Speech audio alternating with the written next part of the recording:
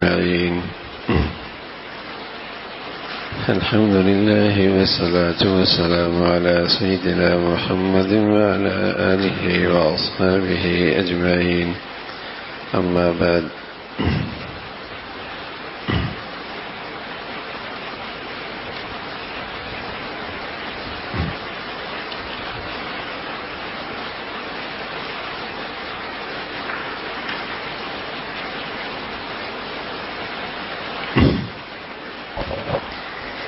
ہمارے مسائل چل رہے تھے قربانی کے متعلق کہ جس شخص پر صدقہ فطر واجب ہوتا ہے اس پر بقرہ عید کے دنوں میں قربانی بھی واجب ہوتی ہے. البتہ صدقہ فطر میں یہ ہے کہ اسے اپنی طرف سے بھی صدقہ فطر ادا کرنا ہوتا ہے اور اپنی نابالغ اولاد، حتیٰ کہ اگر ایک دن کا بچہ ہے تو اس کی طرف سے بھی اس کو صدقہ فطر دینا ضروری ہوتا ہے. لیکن قربانی صرف اپنی ذات پر واجب ہوتی ہے، نابالغ اولاد کی طرف سے واجب نہیں ہوتی.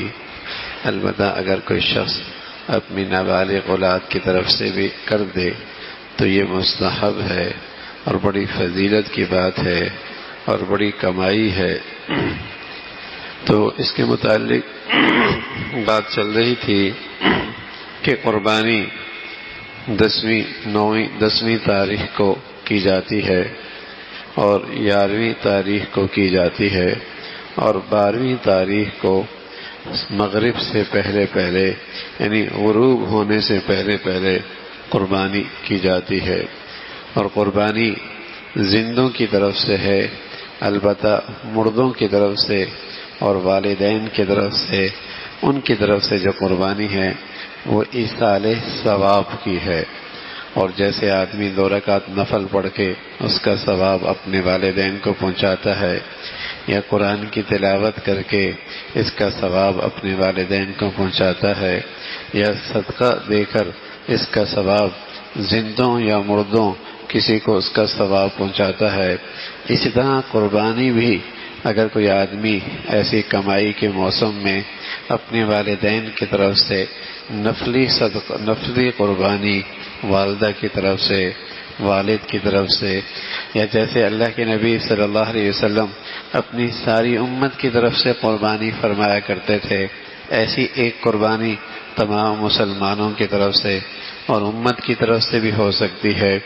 اور اللہ نے صاحب حیثیت بنایا ہے تو اللہ کے نبی کی طرف سے قربانی کر رہا، اور اسی طرح حضرات خلفائے راشدین ابو بکر، عمر، عثمان و علی رضوان اللہ علیہم اجمعین کی طرف سے قربانی کر رہا. تو یہ ایک ایسی نیکی ہے کہ آدمی نفل تو سارے سال پڑھ سکتا ہے اور نفلی روزہ بھی سارے سال کر سکتا ہے، صدقہ خیرات بھی سارے سال کر سکتا ہے، لیکن قربانی کا اجر و ثواب صرف ان 3 دنوں میں حاصل کر سکتا ہے. قربانی کا اجر و ثواب اور کمائی اس کا سیزن یہ صرف 3 دن ہے. تو اسی طرح مسلمان اس کا اہتمام کرتے تھے کہ خوب خوش دلی کے ساتھ اللہ کو راضی کرنے کے لیے خوب قربانیاں کیا کرتے تھے. تو یہ قربانی ایک سعادت ہے اور خوش نصیبی کی بات ہے. صحابہ رضوان اللہ علیہ اجمعین جن کے پاس مالی حیثیت اتنی اچھی نہ تھی تو وہ صاحب حیثیت مسلمانوں پر رش کیا کرتے تھے، اور جنہیں اللہ نے مال و دولت دے رکھی تھی ان پہ رش کیا کرتے تھے. اور رش اس لیے نہیں کرتے تھے کہ ان کی زندگی کا اسٹیٹس بہت اچھا ہے اور ان کی زندگی کا رہن سہن بہت شاندار ہے اور وہ خوب دنیا میں نعمتوں سے فائدہ اٹھا رہے ہیں. یہ رش کی وجہ نہیں تھی، بلکہ حضور علیہ الصلوۃ والسلام کی خدمت میں آئے اور عرض کیا، یا رسول اللہ جسمانی نیکیاں تو ہم بھی کر لیتے ہیں جیسے یہ صاحبی حیثیت لوگ کر لیتے ہیں، ہم اس میں ان کے پیچھے نہیں رہتے، لیکن اللہ نے انہیں مال دیا ہے اور اس مال سے جو یہ نیکیاں کر رہے ہیں وہ ہم نہیں کر پا رہے. اس پر ہمیں حسرت ہے اور ان پہ رشک آتا ہے کہ اللہ نے انہیں دولت دی ہے اور اس دولت سے ان کی نیکیاں بڑھ رہی ہیں اور ان کا آخرت کا ذخیرہ اجر و ثواب کا بڑھ رہا ہے. ہمیں ان پہ رشک آتا ہے. ہم نیکیوں میں ان کے برابر کیسے پہنچیں اور ہم ان کا کیسا مقابلہ کر سکیں؟ ہم تو آگے بڑھنا چاہتے ہیں، پیچھے نہیں رہنا چاہتے. تو وہاں رشک ہوتا تھا.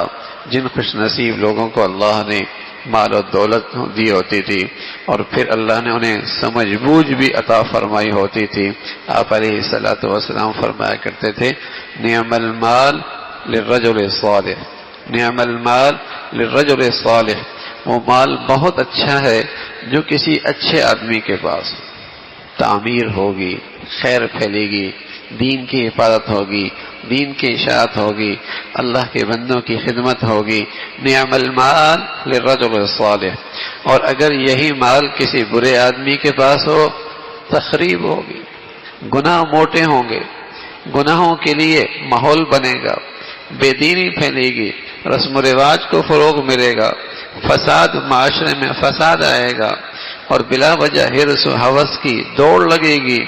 تو اگر یہ مال برے آدمی کے پاس ہے، تخریب کا باعث ہے، اور نیک اور صالح اور خوف خدا رکھنے والے کے پاس ہے، تعمیر ہوگی، نیکیوں کو فروغ ملے گا. تو یہ بھی ایک موقع ہے جس میں مسلمان خوشی کے ساتھ خوب قربانیاں کیا کرتے ہیں. تو 10ویں کو بھی کر سکتے ہیں اور 11ویں کو بھی کر سکتے ہیں اور 12ویں کو بھی کر سکتے ہیں.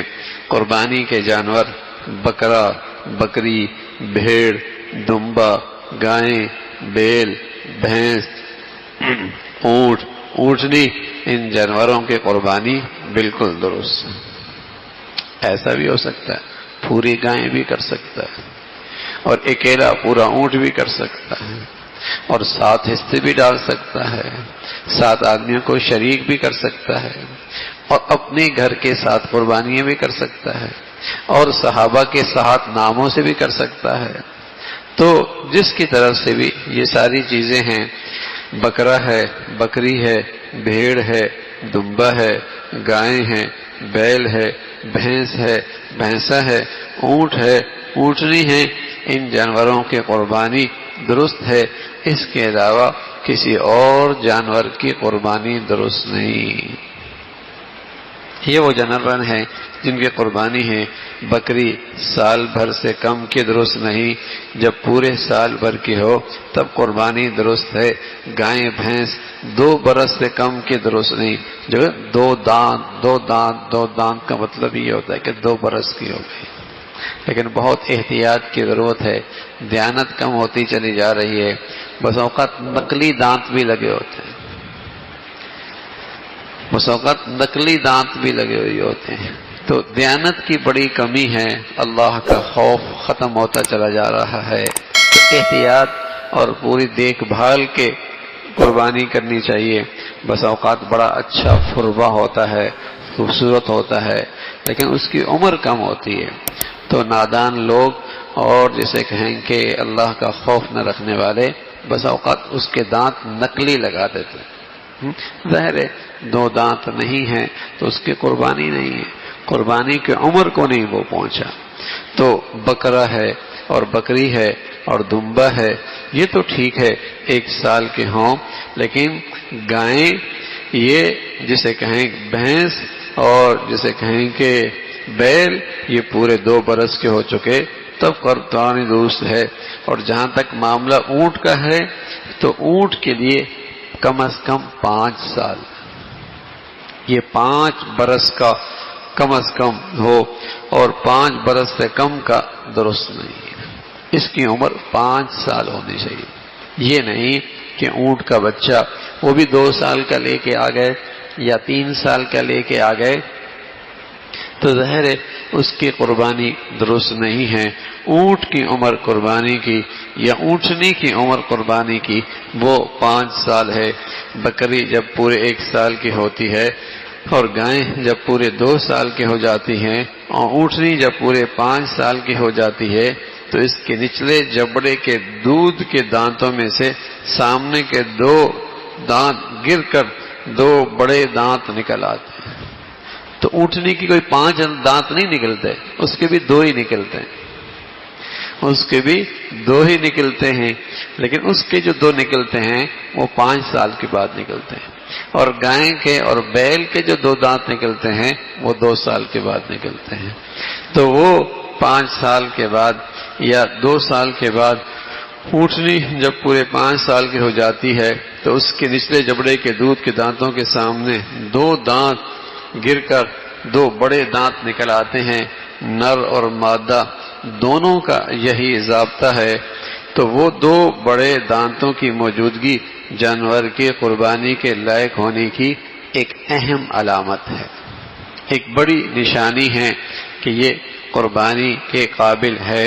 لیکن اصل یہی ہے کہ جانور اتنی عمر کا ہو.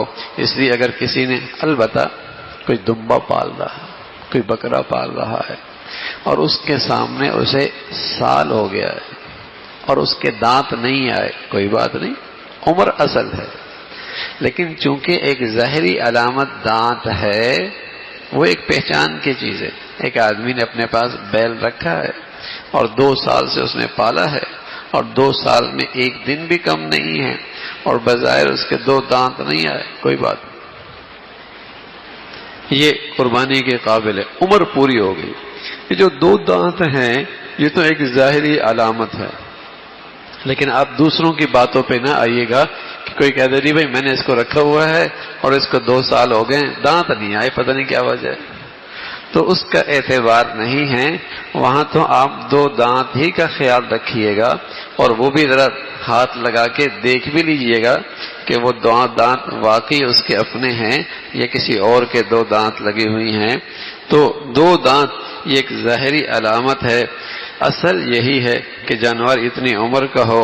اس لیے اگر کسی نے خود بکری پالی ہو اور وہ چاند کے اعتبار سے 1 سال کی ہو گئی ہو لیکن اس کے 2 دانت ابھی نہ نکلے ہوں تو اس کی قربانی درست ہے.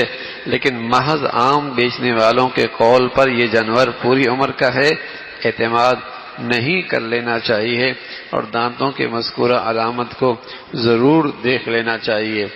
دمبا یا بھیڑ اگر اتنا موٹا تازہ ہو، سال بھر کے جانوروں میں رکھیں تو سال بھر کا معلوم ہو تو سال بھر سے کم لیکن 6 ماہ سے زائد عمر کے دمبا بھیڑ کی قربانی درست ہے. اگر ایسا نہ ہو تو سال بھر کا ہونا چاہیے. دمبا اس کے بارے میں یہ بات ہے، اگر 6 مہینے کا ہے اور 6 مہینے سے زائد کا ہے لیکن اگر اسے سال بھر کے دمبوں میں رکھے لگتا ہے تو بہت بڑا ہے، تو اس کی اجازت ہے کہ وہ اس کی قربانی کی جا سکتی ہے. جو جانور اندھا یا کانا یا 1 آنکھ کی تہائی روشنی سے زیادہ اس کی جاتی رہی ہو تو ظاہر ہے یہ عیب دار جانور ہے اور اس کی قربانی درست نہیں ہوتی. جس جانور کا کان تہائی سے زیادہ کٹ گیا ہو یا دم تہائی سے زیادہ کٹی ہوئی ہو ظاہر ہے یہ بھی عیب دار ہے اور اس کی قربانی بھی درست نہیں ہے. اللہ بھائی عمل کی توفیق نصیب فرمائے.